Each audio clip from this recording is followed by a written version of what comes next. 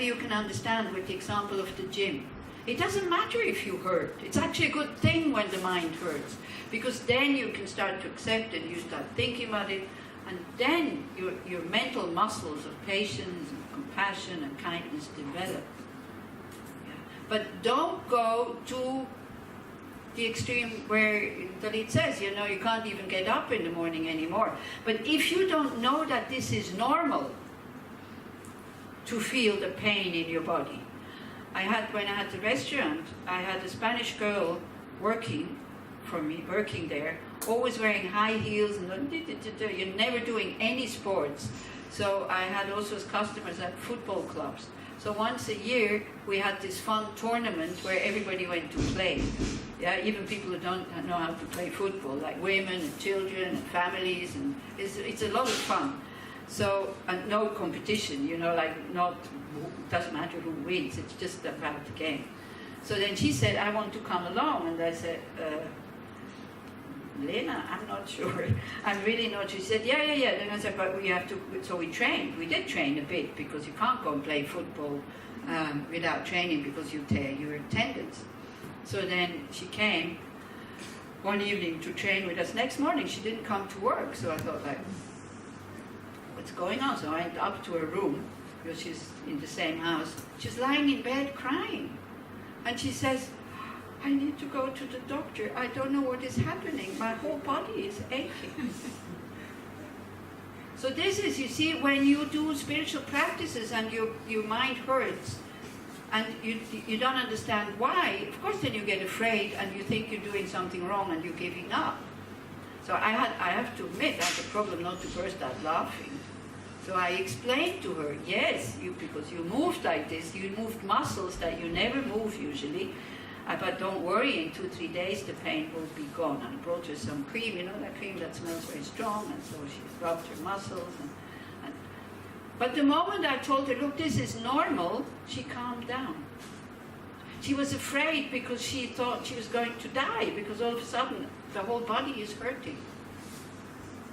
So when you know that it's normal, that when you go to the gym and you overdo it, that the body hurts, it's okay. Even, you know, when you know that you work hard, it doesn't need to be overdoing. You work hard, the body hurts, you're happy. Because you know that you worked hard. You know, if nothing hurts after the gym, I don't know, will it be beneficial? Probably not. Yeah? So it's the same for the mind, the same for this mind-thought transformation. Okay? Never do this practice if you think it's ridiculous. I don't want to do that, because of course it's totally other, you know, taking the suffering of our future suffering of somebody else, giving all the good things that we have. Of course that's in a worldly sense, this is perverse. But if you can, try it out a little bit, with little things, you know. By, for example, thinking, yeah, now right now I have attachment, I have desire, I have anger, I have jealousy, I don't like it, other people also have it, as you said, we're all in the same boat. Let them be free of it, so that they can be free of it. So you take it. And when you breathe out all your spiritual knowledge, you breathe out all your compassion and wisdom and knowing about karma, and to bring them relief and support and help. That is kind of the technique. And first you do it with your future self, and then you do it, the next one is you do it with your child. It will be very easy to do this with your child. Very, very easy. Then you do it with a friend, somebody that you like. Then you do it with somebody that you don't know, somebody you have neither aversion nor attachment to, and then, only at the end, you do it with the person that caused you pain. Only at the end, once you know the technique. And once you saw that it creates some space.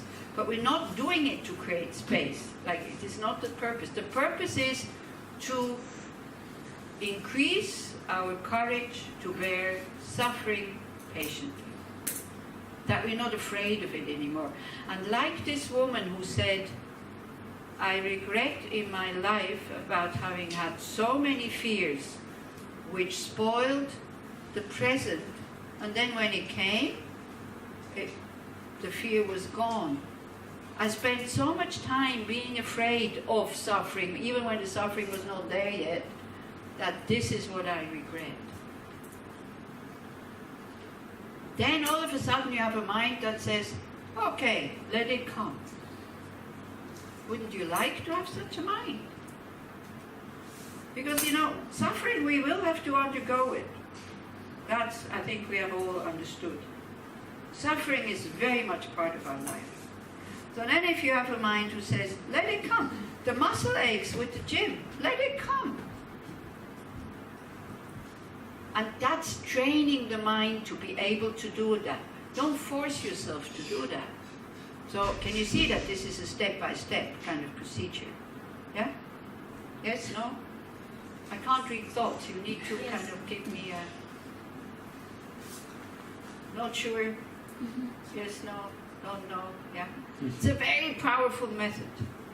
And many, many people misunderstand it because they take the suffering and then they leave it in here and they don't transform anything. So try to do it tonight. Now we have a break again until 5:30, so it's 20 minutes. And where's my schedule?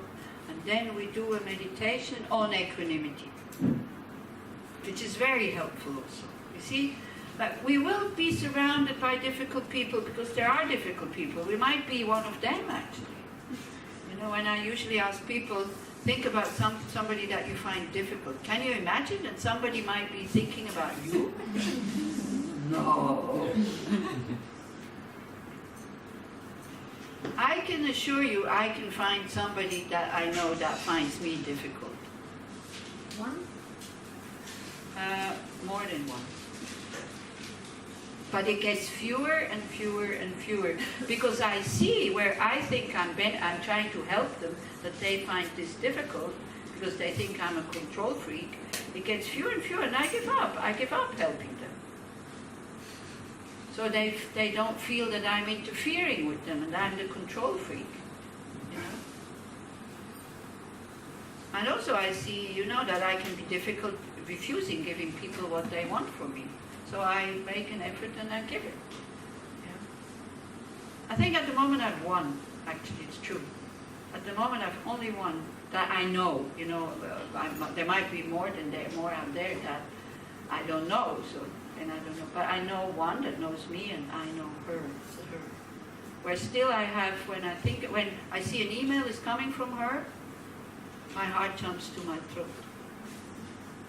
And then, instead of just leaving it alone until the heart goes back down, I need to open it now. And it's so stupid. And already knowing what she will want again. And then the mind is already tight when I start reading. Yeah, one. And I'm working on it. So I'm hoping, it's in Switzerland, it's not here. So I'm hoping by the time I get back, I can look at her, I can see her, I can meet her with an open heart. So I'm working on it.